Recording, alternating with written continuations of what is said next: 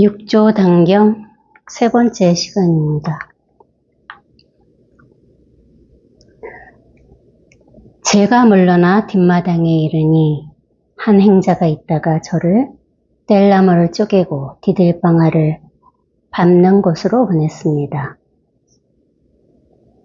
8개월쯤 지났을 때 오주께서 하루는 저를 찾아와 말씀하셨습니다. 나는 너의 견해가 쓸만하다고 여겼지만 나쁜 사람이 너를 해칠까 두려웠기 때문에 너와 함께 더 이상 말하지 않았다. 너는 알고 있느냐? 이거는 말이죠, 말. 육조 해능대사가 오주를 찾아가서 법을 구하고 공부했던 얘기를 하고 있습니다.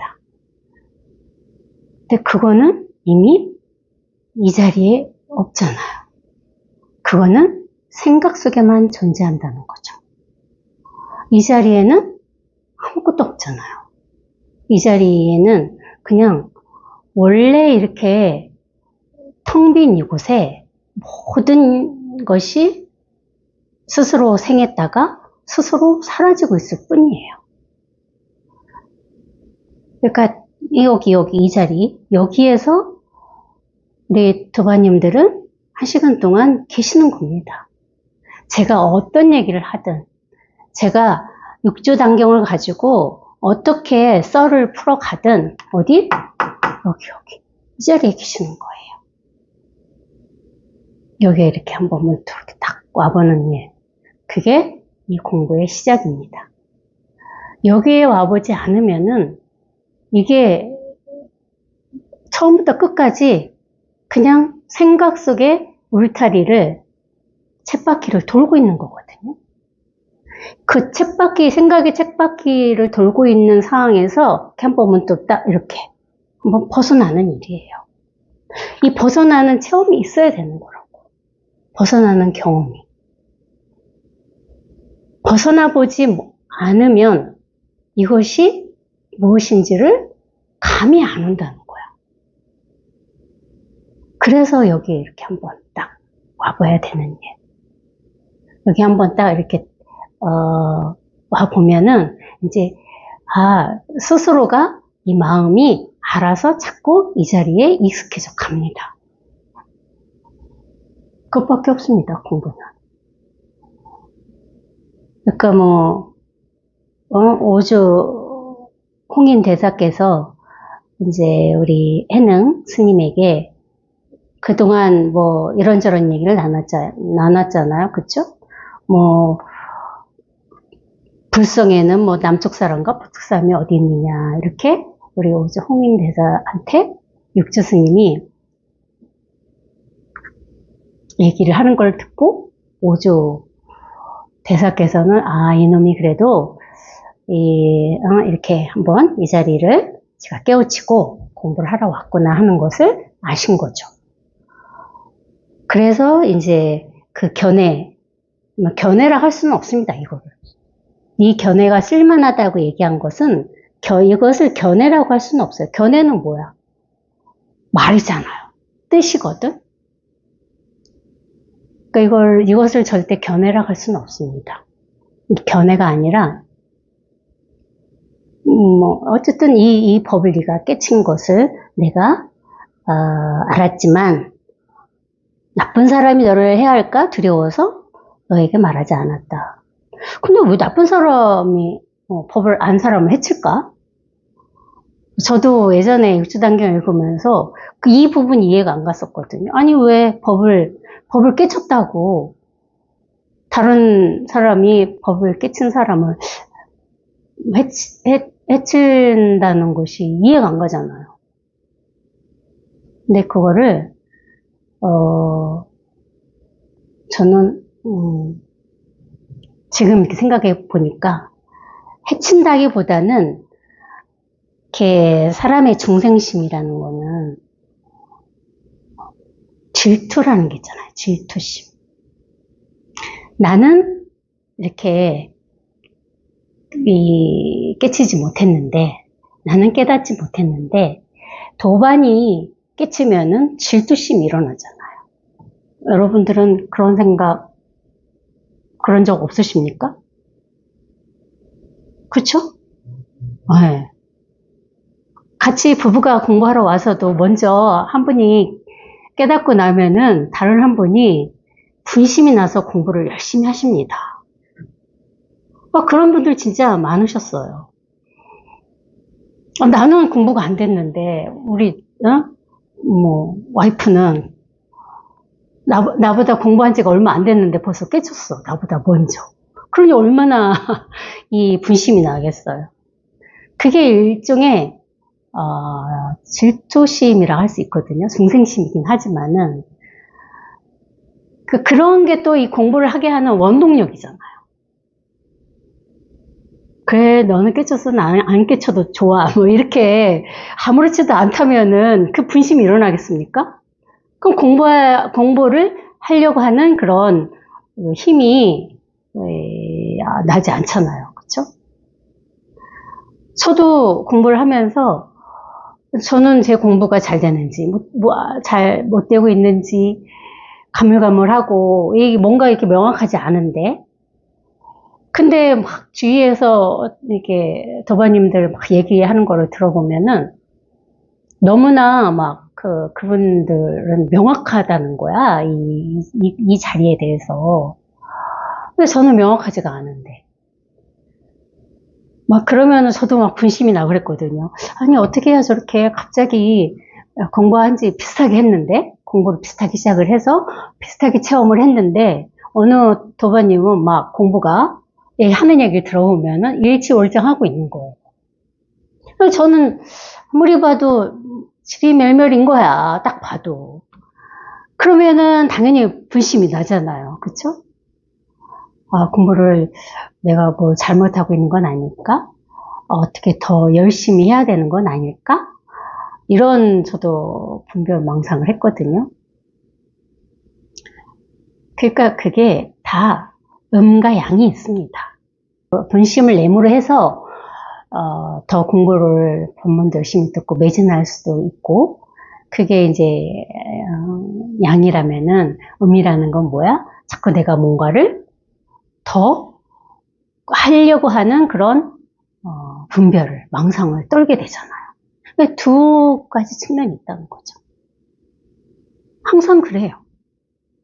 이 분별의 세상 속에 세간의 일은 항상 뭐야? 이분법이라고 했잖아. 둘로 나눠져 있습니다. 음과 양이 있듯이 선과 악이 있고, 그쵸? 그런데 그게 다 뭐야? 결국은 그게 다 분별이고 중생심이죠. 이거하고는 요원한 거잖아요. 그래서 어찌됐든 이게 오조 대사가 우리 해능 스님을 누군가 해칠까 두려웠다 했던 얘기는 어떤 그런 도반들의 어떤 그런 질투심 이런 거를 조금 염려한 게 아니었나 하는 생각이 지금 와서 제가 들어요. 왜냐면은 그게 이제 다른 도반들한테 공부에 도움도 되지만 저와 같이 제가 저를 되돌아봤을 때 그것이 도움도 되지만 또 그것이 또 해롭기도 하거든요. 그래서 아예 방앗간 가서 이놈 끼친 것 같기는 해. 그러니까 가서 좀 보림하면서 먼저 이 자리를 더 확실하게 확연하게 스스로 이렇게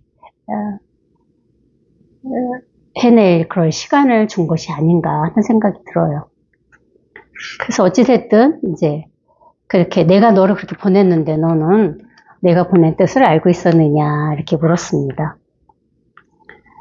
제가 말했습니다. 저도 스님의 뜻을 알았기 때문에 감히 스님이 계신 집 앞에도 가지 않음으로써 사람들이 알지 못하게 하였습니다.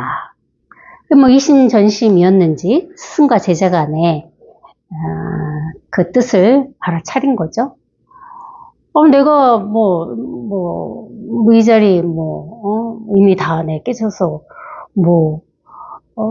복전을 읽을 일이 없는데 가서 방앗간 가서 보시를 우리가 그걸 울력이라고 그러죠. 절에서 이제 일을 하는 스님들이 일하는 것을 울력이라고 그러고요. 울력을 해서 내가 복절을 닦을 일이 없다. 해능 스님이 막 그렇게 했지만 어찌됐든 오주 대사께서 보내서 그래도 그 스님의 큰 뜻이 있겠구나 하고 그리고 가서 이제 그런 그 보림의 시간을 가졌죠. 근데 이 이심전심이라는 게 이제 저의 경우를 이렇게 되돌아보면은 결국은 자기 마음이거든요. 자기 마음. 스승이 이거 이심전심이지만 스승이 이것을 이렇게 전해줄 수는 없습니다. 근데 저도 스승한테는 이 법이 있는데 나한테는 이 법이 없구나. 그래서 이 법을 전해받아야지 이 법에 대해서 나도 한번 이 스승님의 법문을 듣고 한번 깨쳤으면 좋겠다 하는 발심의 마음을 낸 건 사실이에요. 왜? 선생님이 법이 이겁니다 했을 때 저건 저걸 알고 있다가 난 믿었고 나는 이걸 몰랐으니까.